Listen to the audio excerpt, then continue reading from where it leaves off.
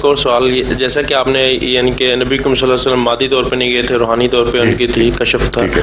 اس کے برعکس ایک اور معجزہ نبی کریم صلی اللہ علیہ وسلم کا ہے کہ جو چاند کو انہوں نے ہاتھ سے. جی بالکل درست ہے. تو کیا اس سے اللہ تعالیٰ کا جو نظام تھا وہ قانون خدا بالکل درم نہیں ہوا، درم برم نہیں ہوا. اس کی وجہ یہ ہے جسٹ ایک یہ طاقت ایک نبی کی انگلی یعنی کہ خدا. میری بات سن لیں آپ، یہ بھی تو دیکھیں کہ ہوا کیا تھا. جی قرآن کریم نے جب یہ فرمایا کہ نظر آپ نے اٹھائی اقتربت الساعۃ وانشق القمر،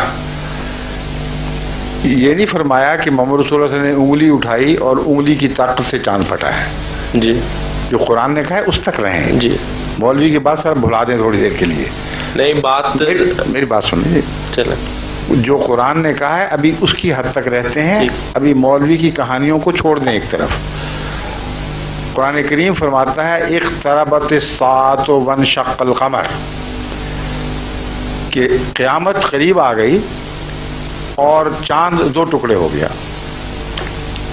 جب یہ آیت نازل ہوئی ہے تو تب آپ نے چاند کی طرف انگلی اٹھائی ہے،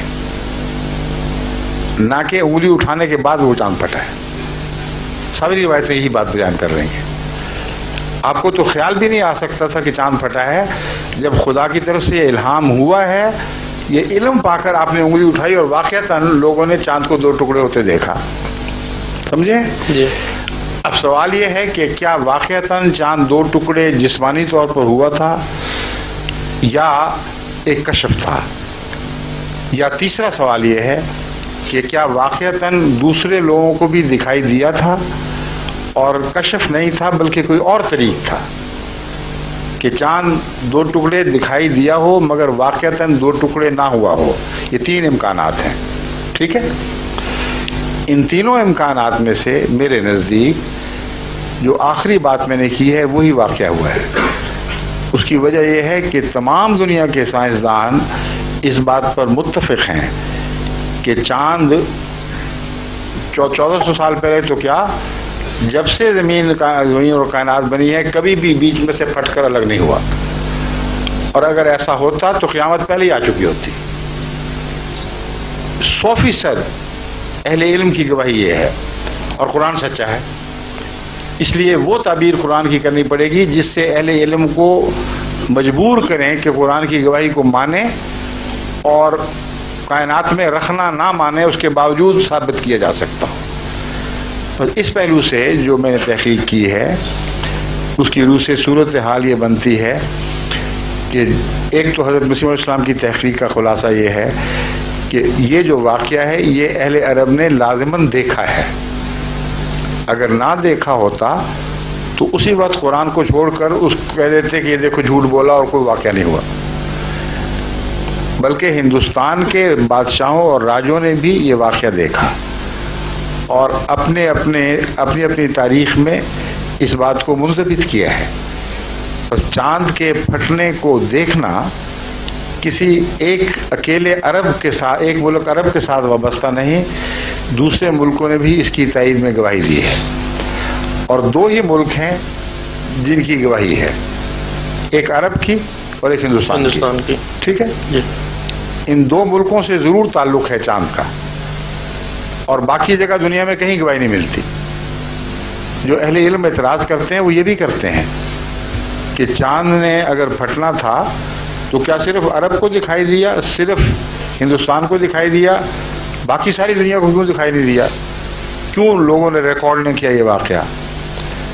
اور سائنس کی روح سے ویسے بھی ناممکن ہے. تو اب میں آپ کو دوسرا حل بتاتا ہوں. انہی سائنسدانوں نے یہ بات ثابت کر دی ہے تحقیق کے دوران کہ ڈائناسورس جو کسی وقت اس دنیا کے مالک تھے اور ساری سطح زمین پر چھائے ہوئے تھے، ان کی موت ایک ایسے واقعہ سے ہوئی ہے جس کے نتیجے میں زمین کے بیچوں بیچ شمال سے جنوب تک ایک بادل اٹھا ہے اور اس نے دور دور تک جب کو بھر دیا، اور ایک لمبے عرصے تک اس بادل کے اثر کی وجہ سے جو خوراک کا نظام تھا وہ درم برم ہو گیا اور ڈائناسور بھوکے مر گئے تھے.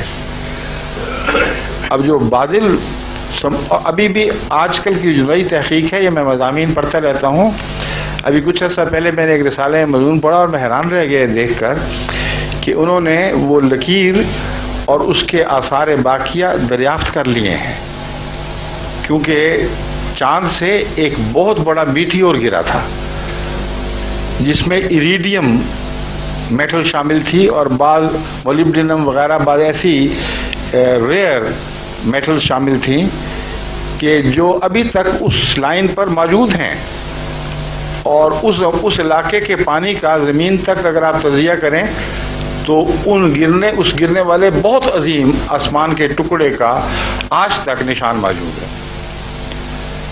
اب جب چاند کی سطح پر بمبارڈمنٹ ہو رہی ہے میٹیورز کی، اگر ایک بڑا میٹیور وہاں گرے تو ہرگز بعید نہیں کہ خاک کا ایک ایسا طوفان اٹھے جو زمین سے دیکھنے والے کو یہ دکھائے کہ گویا چاند دو ٹکڑے ہو گئے۔ اور اس واقعہ کو جو میں نے زمین کا واقعہ بیان کیا، اس کو اگر چاند سے آپ دیکھیں گے تو دیکھنے والا یہی سمجھے گا کہ زمین دو ٹکڑے ہو گئی ہے، مگر زمین دو ٹکڑے ہو کر جلدی نہیں ملی۔ چاند سے جو گرد و غبار اٹھتی ہے وہ ایک دم اٹھتی ہے اور ایک دم ہی بیٹھ جاتی ہے، لمبا عرصہ نہیں لیتی۔ آپ کے لاجک کے مطابق کہ جو خدا اللہ تعالیٰ ہے وہ جو سائنس کے جو نظام ہے اس کے تابع ہے کہ اس سے برتر ہے؟ سائنس کا نظام اللہ کے تابع ہے، اللہ کے تابع۔ بالکل۔ تو اس لیے کیونکہ اللہ اپنے تابع نظام کو جس کو اس نے خود بنایا ہو اس کو جاہرانہ طور پر توڑا نہیں کرتا۔ تو یہی تو سائنس کہتی ہے کہ انسان جو ہے وہ آج سے کروڑ سال پہلے کسی ایسے کوئی تجربہ، جیسے لوئی پاسچر کا ایک سائنس کا ذکر آتا ہے کہ آج سے اتنے سال پہلے ہارمونز تو پھر اور بات کرتا تھا، مگر میری بات سن لیں۔ آپ ارتقاء کی بات کر رہے ہیں، لوئی پاسچر کا پڑھا اس لیے ڈارون کی بات کر رہے ہیں شاید۔ ہاں وہی بات کر رہے ہیں۔ قرآن کریم خود ارتقاء کو ثابت کرتا ہے، تو جھٹلا کہاں رہا ہے قرآن کریم؟ تو میرا مطلب پھر حضرت آدم علیہ السلام کو اللہ تعالیٰ نے کیسے؟ آدم علیہ السلام 5000 سال پہلے یا 6000 سال پہلے نہیں پیدا ہوئے، اس سے پہلے انسان موجود تھے، اور قرآن کریم نے کہیں بھی نہیں لکھا کہ آدم پہلا انسان تھا۔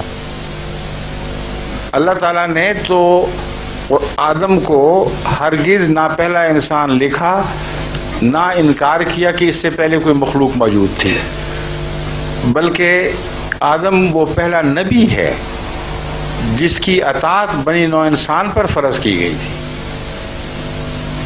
اور اس پہلو سے اس سے پہلے انسان موجود تو تھے مگر لامذہب تھے۔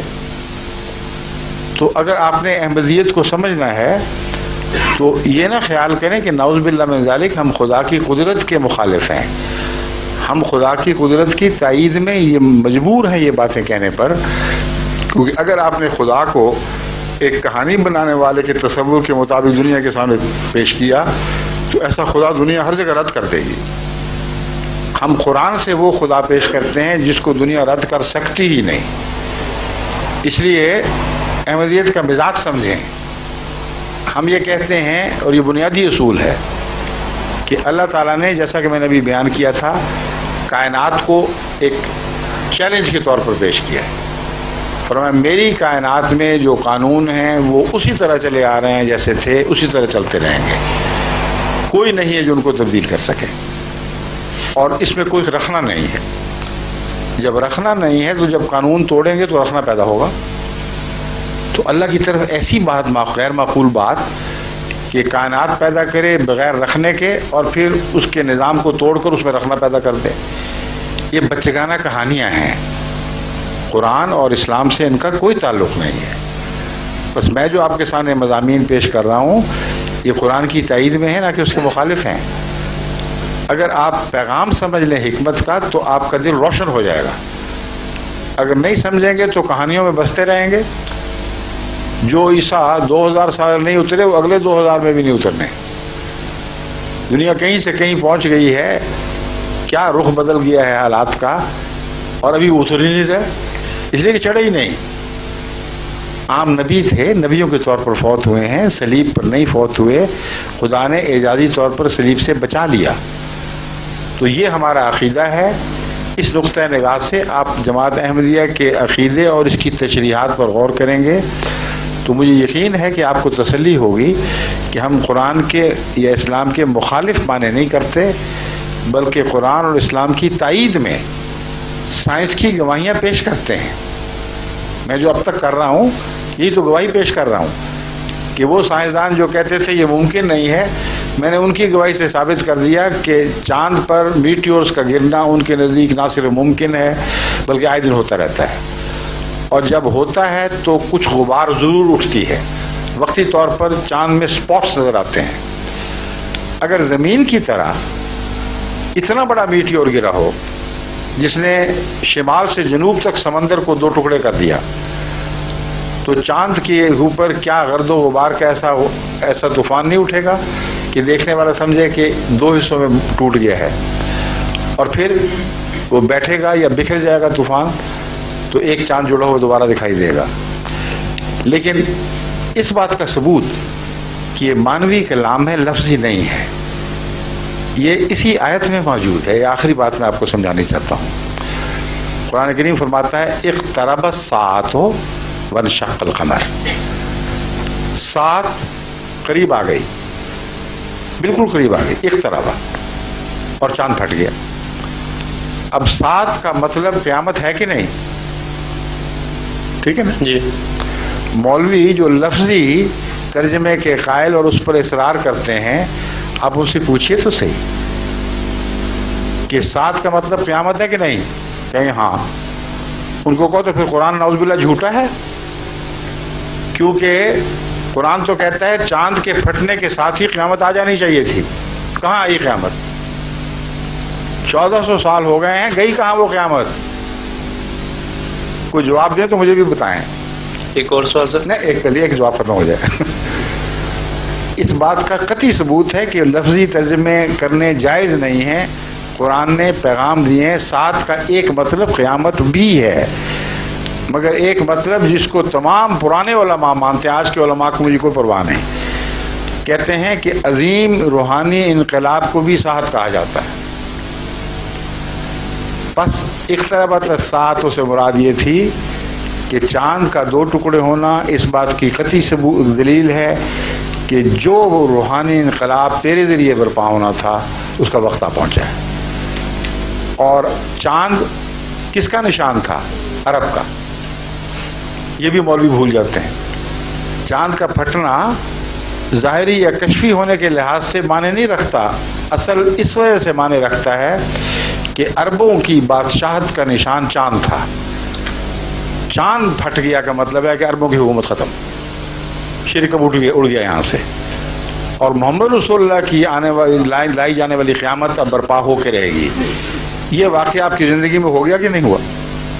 تو جو چیز واقعتاً سچی ہوئی وہ لفظی ترجمے سے نہیں ہوئی، وہ معنوں سے ہوئی. میں سوال کر سکتا ہوں؟ جی فرمائیے.